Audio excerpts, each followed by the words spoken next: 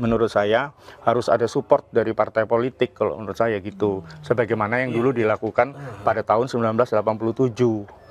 Justru nanti kabinet bayangan ini bisa menggantikan posisi menteri yang sebenarnya gitu. Pertama, referensi kita berbeda. Saya sudah sebutkan referensinya di Prancis tadi ya. Dan kalau sandarannya kepada partai, ya partai tidak bekerja. Nggak apa-apa juga orang menertawakan, tetapi sejauh amatan saya banyak sekali orang mensupport. Ditelusuri aja, pernah nggak kabinet bayangan itu ada di Indonesia? Ada. Halo Bang Igor, silakan. Halo Bang Igor. Nih Bang Igor baru bergabung nih, kita mungkin udah tahu ya yang mau kita bahas. Gimana nih? Langsung aja mungkin dari Bang Igor sendiri menanggapi adanya kabinet bayangan ini seperti apa Bang Igor?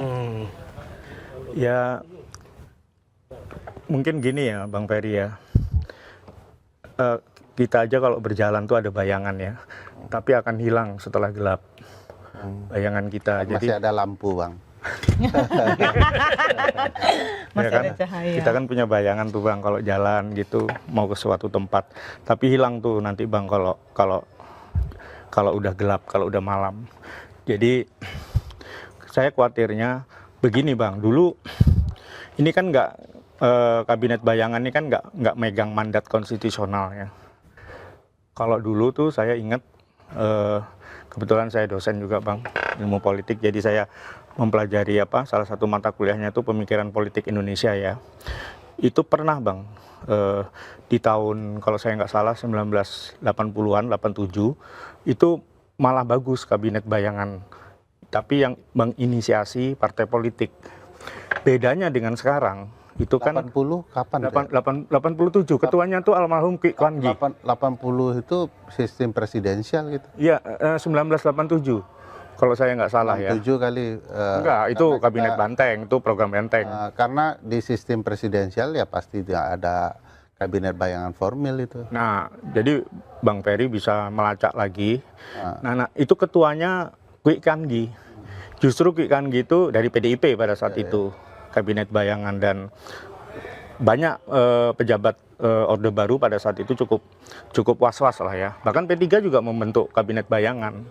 Nah, kalau itu yang terjadi, maka justru Ki Kwan Gi itu nanti malah jadi menteri di era reformasi ketika Presiden Megawati jadi presiden pada saat itu ya. Tapi itu kan masih era reformasi ya, masih ada MPRS lah ya, maksudnya dipilih berdasarkan MPR itu.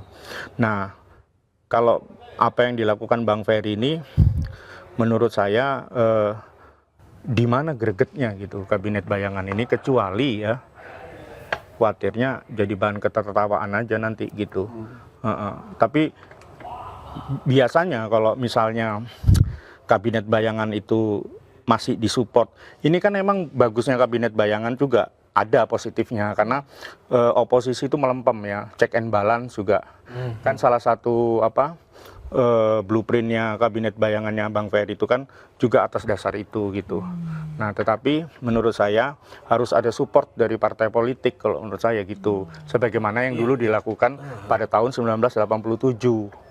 Kalau itu terjadi, justru nanti kabinet bayangan ini bisa menggantikan posisi menteri yang sebenarnya gitu. Gitu. Jadi nggak main-main aja kayak begini. Kalau Bang Ferry gimana? Kalau ada support partai politik, berpengaruh nggak?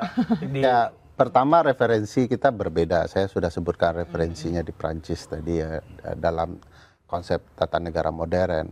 Wajar saja ada kabinet bayangan informal. Dan itu tidak jadi tertawaan, malah jadi kekuatan publik, memberikan pembelajaran sistem yang semrawut dan salah. Saya sudah contohkan ya, bagaimana percampuran antara sistem presidensial dan parlementer dalam praktik tata negaraan kita. Dan kalau sandarannya kepada partai, ya partai tidak bekerja. Persis kalau pakai analogi Bang Igor bahwa kabinet bayangan itu hilang ketika gelap, ya jangankan bayangan hilang, orang berjalan pun pemerintahannya juga tidak bisa berjalan kalau gelap kan. Oleh karena itu yang kita lakukan adalah memastikan bayangan itu tetap ada, menerangkannya dengan lampu baru, yaitu lampu-lampu kritik publik, lampu-lampu kerja-kerja kita. kita bisa lihat ya, nggak apa-apa juga orang menertawakan, tetapi sejauh amatan saya banyak sekali orang mensupport, bahkan siap menyumbang untuk berbagai hal ya. Dan kita akan pastikan itu akan menjadi program-program yang menjadi tandingan juga dengan apa yang tidak bisa dilakukan oleh negara. Jadi wajar saja menurut saya asumsi pandangan positif negatif ya. Tapi kalau mengatakan ini perlu didukung oleh partai dan segala macam, lalu untuk jadi menteri berikutnya, target kami bukan begitu. Nggak selalu urusannya untuk bicara jabatan. Urusan kami memastikan kepedulian publik terhadap hak-hak konstitusionalnya. Legitimasi konstitusional itu tidak selalu datang dari pemilu, tetapi juga tidak dipercayanya ya penyelenggara pemerintahan oleh publik. Kalau kemudian itu didukung, sejarah ketatanegaraan begitu, karena sistem ketatanegaraan itu tidak ada yang betul-betul melalui pakem ilmiah juga. Semua kadang-kadang melalui faktor ketidaksengajaan. Saya sering menyampaikan ke mahasiswa ya, Perdana Menteri itu bahkan lahir karena Raja Inggris tidak bisa bahasa Inggris. Coba bayangkan, Raja Inggris tidak bisa bahasa Inggris karena rajanya mati dan harus digantikan pangeran dari Jerman kan. Lalu lahirlah Perdana Menteri. Kabinet juga lahir karena sesuatu hal yang tidak sengaja. Istilah kabinet itu kan kamar kecil ya. Raja sebelum masuk ke ruang parlemen untuk berdebat dengan parlemen harus singgah dulu ke kamar kecil tempat berkumpulnya orang-orang kepercayaannya. Namanya saja kabinet, jumlahnya harus sedikit. Namanya saja orang-orang kepercayaan. Kami 15, pemerintah 110 lebih. Nah ini yang kami ingin ajarkan kepada publik, bahwa bernegara itu bisa kok efisiensi dan membangun efektivitasnya. Soal ini bahan tertawan, saya pikir lebih lucu negara ya. Jadi saya tidak khawatir dengan berbagai hal yang kemudian hendak disampaikan publik, karena itu konsekuensi juga. Dan kami berpikir ya kita lihat apa yang bisa kami lakukan dan apa negara yang bisa lakukan. Oke, aku balik ke Bang Igor nih. Bang Igor, ini kalau Bang Igor ngelihat dari kacamata lebih luas, ini mungkin kabinet bayang ini muncul akibat ketidakpuasan publik bukan sih? Atau ada hal-hal lainnya? Ya, kalau itu ya. Mungkin jadi ya nggak ada oposisi yang punya makna cukup baik gitu, yang melakukan kritik yang cukup membangun gitu ya.